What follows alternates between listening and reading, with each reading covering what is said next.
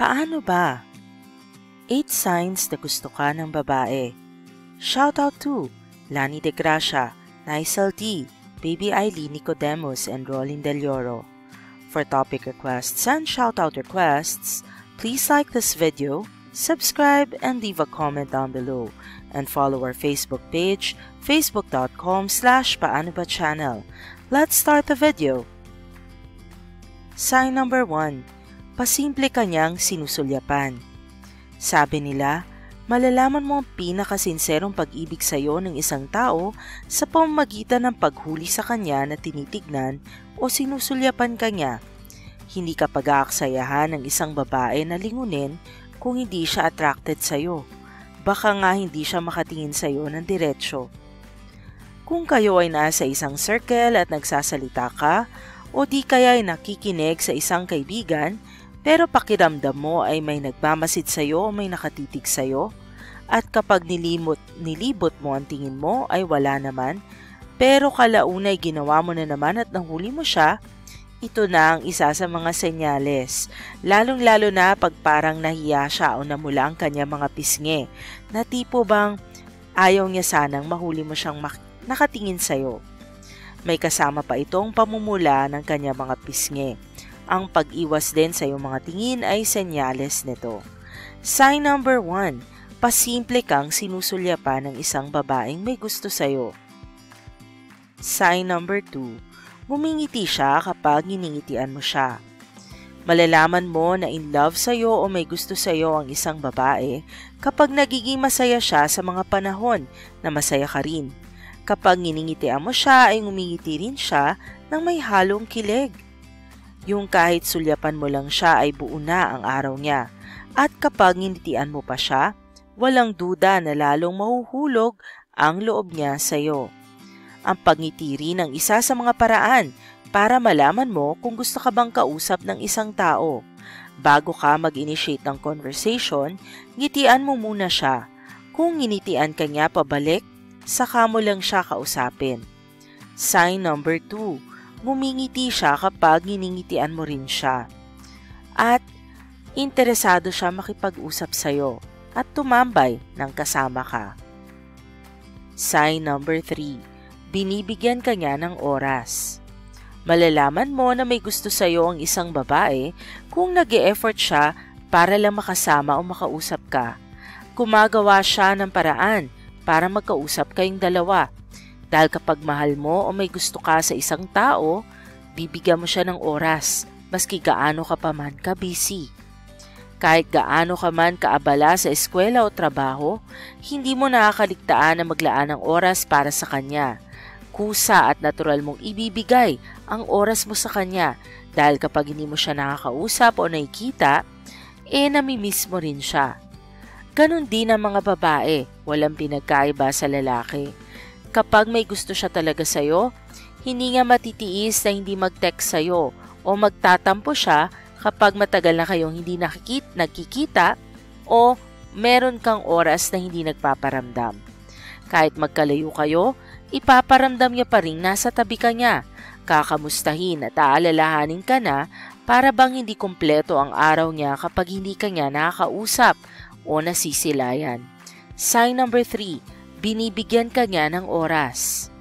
Sign number 4. Di siya makapagsalita kapag kaharap ka niya.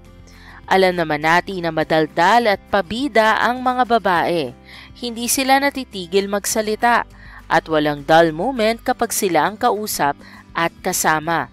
Kung minsan, ang mga strong personality na babae ay mas lalong machika.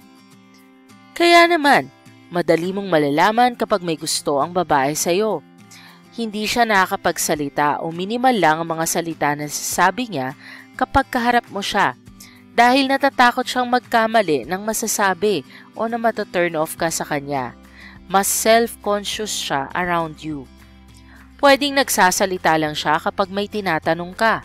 Maaaring kaya ganito ang inaakto niya ay dahil sa nahihiya siya sa iyo. Gusto niya maging mahinhin lang sa paningin mo at mag-iwan na magandang impresyon. Before we continue, may kling patalastas lang po. Get up to 90% off store-wide with bundle discounts. bili na sa Shopee. Click the link in our video description box to avail of additional promos. Shop na sa Shopee. Let's continue with tip number 5. Mabilis mag-reply. Madali mong mahahalata ang mga babae base sa kanya mga kilos. Bukod sa hindi sila masyado magaling magtago ng nararamdaman, madali lang silang basahin. Kung mabilis mag-reply ang babae sa'yo, maaaring type ka niya o may gusto siya sa'yo. Gusto kanyang kausap at nag-e-enjoy siya sa company mo. Na kahit may ginagawa siya, ihihinto niya ang mga ito para lang makapag-reply agad sa'yo. Pero kung ang babae, kahit tattarin mo na ng message, kung hindi ka niya gusto, hindi ka niya lilingunin o kakausapin. Sign number 5. Mabilis siyang mag-reply sa'yo. Sign number 6. Nirereto ka niya sa iba. Maaaring magkaroon ng kaguluhan sa senyales na ito. Dahil kung manhid ang lalaki, hindi niya agad mapapansin na may gusto na pala sa kanya ang babae. Kung minsan, dahil nahihiya silang umamin, irereto ka pa nila sa iba. Hindi nila direktang itatanong sa'yo kung ano ang gusto mo sa babae at kung sino ang nagugustuhan mo. Teknik nila ang pagrereto sa'yo sa iba para malaman mong type ka pala nila.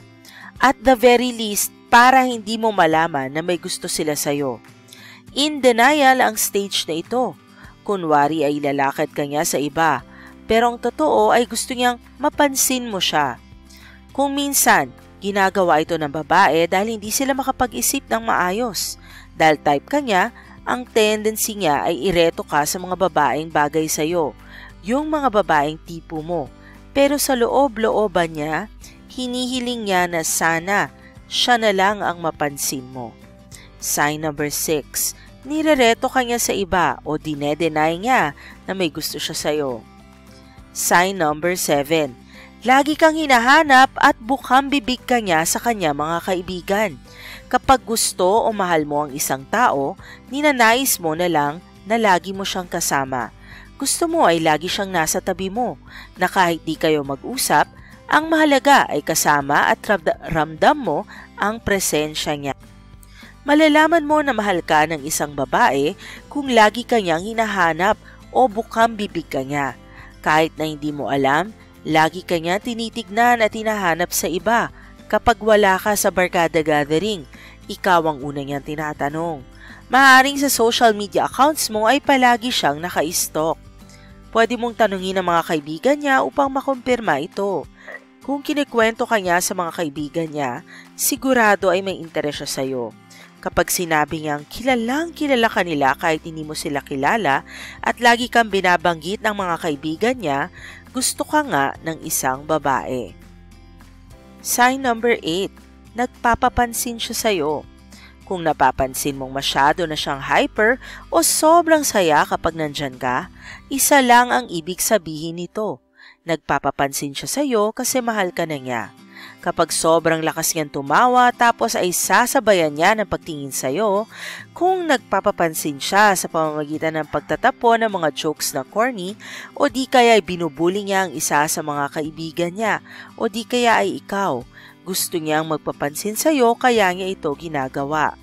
Wala siyang pakialam sa sasabihin ng iba. Ang gusto lang niya ay mapansin mo ang kanyang ginagawa ng konting atensyon mo. Gusto niya na sa kanya ka lang nakatingin at nasisiyahan na siya rito. Sign number 8, nagpapapansin siya kapag kasama ka niya. Maraming salamat sa pagnood. Please like this video and subscribe to the Paano Ba channel for more Tagalog how-to videos and like our Facebook page, facebook.com/Paano Ba channel. Please also support our business page, facebook.com/Toktok Pasig Franchise. Paki-download po ang Toktok na app at gamitin ang aking referral code, PPS125-04952. Nakamura na kayo sa delivery fees, nakatulong pa kayo sa ating channel. Find what you're looking for, nasa Lazada yan. Get free shipping vouchers and 100 pesos off on your first order when you shop using the link in our video description box. And if you haven't done so already, please turn that thumbs up button blue and like this video.